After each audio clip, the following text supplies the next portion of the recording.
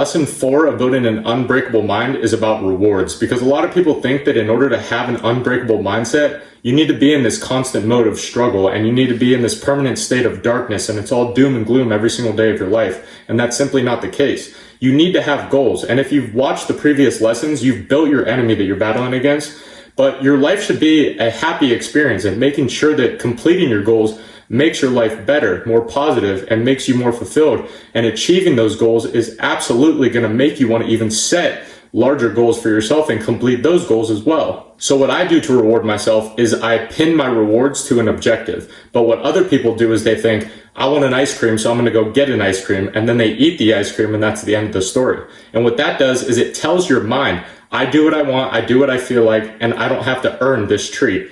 But what I do is if I want an ice cream, I'll tell myself, I'm not going to eat ice cream today, but tomorrow I'll do extra reps in the gym, or I'll do an extra half hour of cardio on top of the cardio that I already do, and then I'll treat myself to an ice cream. And something as small as that, you'll notice that you'll spend the whole day thinking about ice cream. You'll be getting excited about it. You'll be anticipating it. You'll do extra reps in the gym or extra cardio in the morning. And then the best part is the ice cream actually tastes better than if you were to just get it the first time you thought about it, because you can shamelessly eat it now without feeling guilty because you've earned it. And it's the same with absolutely everything else. You can pin it to a bunch of different things. And I use training all the time, because if I want to do something that's not particularly good for me, like having a cigar, for example, I'll use training and I'll train extra hard to combat the negative effects of having the cigar or having the ice cream. I make myself work for it, because what's going to happen is if you've done that previous action steps in the previous videos, you understand the enemy that you're battling against in your own mind. You're going to know that this version of yourself doesn't give in to these desires or urges, but it's fine for you to have some of these things on occasion because you're going to work extra hard to earn them. So what you're going to do next is you're going to put together a list of objectives. You need 2 lists. One list of things that you can do and things that you can afford, and another list of things that you cannot do yet and cannot afford yet. For example, in the first list, if you want to have a cheat day of all junk food, you need to tell yourself, in order to have this cheat day of junk food on Sunday, for example, Monday through Saturday, I'm going to go to the gym every single morning and I'm going to do my cardio and then I'm going to hit my weights after. I'll be in there every single morning at 6 a.m. or whatever time, and I'm not going to allow myself to leave until I finish those 2 things, Monday through Saturday. And only if I complete those 6 days, then I'll allow myself to have that cheat day on the 7th day. And I promise you, on that 7th day, if you complete your objectives the 6 days prior, that junk food is going to feel so much better once you've earned it.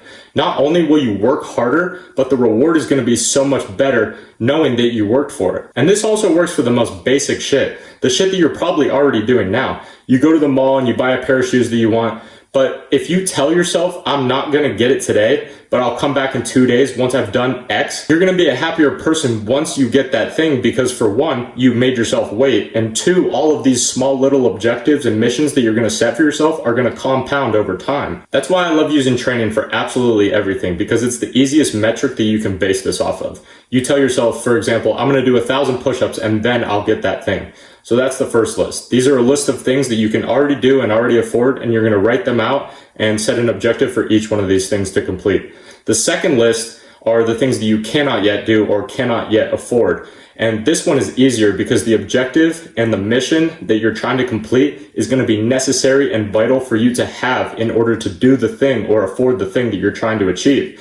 For example, if you want to buy a Ferrari, you're going to need to make the amount of money to afford the Ferrari, right? If you want a 6-pack, then you're going to have to put in the work in order to get it done to achieve a 6-pack. So you're going to train your mind to earn things with the first list, and the second list is all of your life goals, the things that you're aiming to get. And the first list is actually the most important, because the second list is just general motivation, because everyone wants a Ferrari, everyone wants a mansion or whatever, but it's still good to write these things down. And you may never get there, but it's the pursuit of trying to achieve these things, which is going to make you a better person as a result of trying to achieve these things.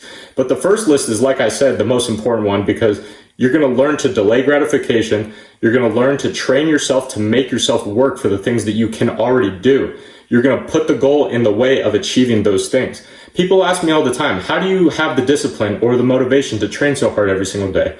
And I tell them it's because I don't allow myself to do X until I do Y. I'll give you another example. I train 7 days a week. Some days I'm super busy. I got to go do this thing. I got to go this place. I got a bunch of work I need to get done. I'm still sore from yesterday. I didn't get much sleep the night before. I don't want to go train because I've got shit to do that day. But if I don't go train, I will not allow myself to do certain things or have certain things that I enjoy doing because I've ingrained this into my mind.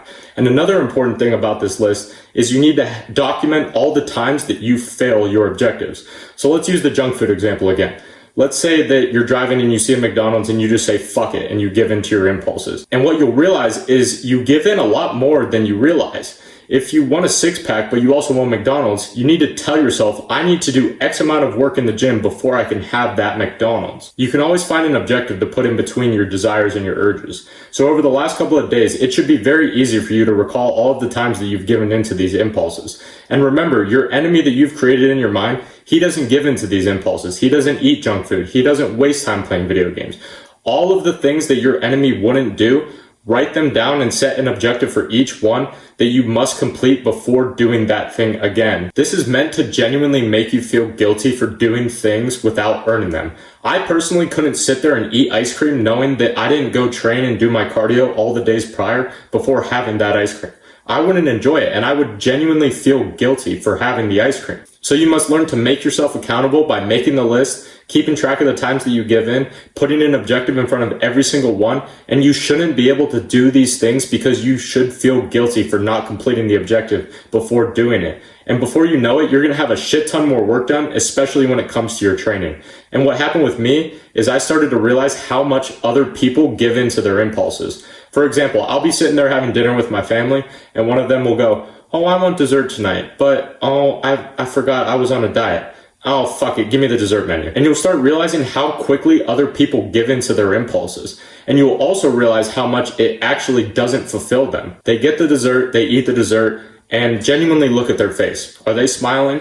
Are they happy? Or do they feel the exact same as you, except they have a stomach full of processed sugar and you don't? And if you implement this system correctly, what it's going to start to do is it should motivate you even more. When I'm sitting there eating dinner and someone gives in to something that they shouldn't eat, it motivates me even more to make sure that I'm never like that. The happiness of eating the ice cream only lasts the 5 minutes that it takes you to eat it anyway. So if you only get 5 minutes of happiness out of eating the ice cream, but you go to the gym the 6 days prior and train your ass off, then it's worthwhile. But just eating it for the sake of eating it isn't worthwhile, and that's the difference between the two. So make your list, put all of your objectives down, and they can be super basic. For example, one of mine is to make my first amount of money online. Like, I've never made money online before, and I want to find a way to get someone to pay me money online for a product or a service that I can provide to them. When I do that, I'm going to treat myself to a high quality cigar that I've been saving for that moment, which now is a great time to mention that I'll be offering one-on-one coaching to help you get in the best shape of your life. So if you're interested in that, let me know and we can set something up. But that is lesson 4 of how to build an unbreakable mindset, and I will see you tomorrow for the 5th and final lesson.